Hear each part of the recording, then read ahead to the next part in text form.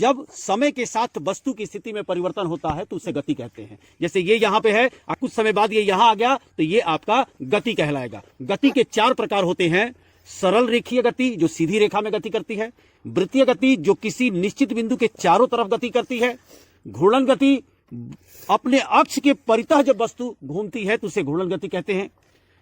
आवर्त गति जब कोई वस्तु एक निश्चित समय बाद बार बार अपनी गति दोहराती हो तो उसे आवर्त गति कहते हैं। ये आपको उदाहरण के माध्यम से हम समझाते हैं। सीधी रेखा में गति कर रहा है तो इसको कौन सी गति कहेंगे? सरल गति। कौन सी गति? अब ये अगर हम इसको सिरे से खींच के ऐसे छोड़ दिए तो ये एक निश्चित समय बाद बार बार अपने ही मार्ग पे ये दोहरा रहा है तो इसको क्या कहेंगे? आवर्त गति। ये दिखाते हैं वृत्तीय गति का उदाहरण। जैसे ये आपका बिंदु है फिक्स और ये हमने धागे से बांध रखा है बॉल को। अब निश्चित बिंदु के चारों तरफ जो गति कर रहा है इसको हम कहेंगे वृत्तीय गति। कौन? और घूर्णन गति। घूर्णन गति किसे कहते हैं? जब वस्तु अपने अक्ष के परितः घूम रही हो। इसमें ध्यान क्या देना है?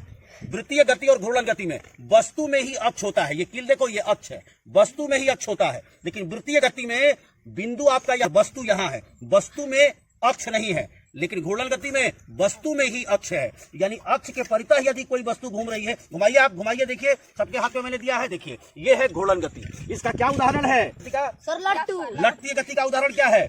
सूर्य के चारों तरफ पृथ्वी का चक्कर लगाना। आई बात समझ में? अच्छी तरह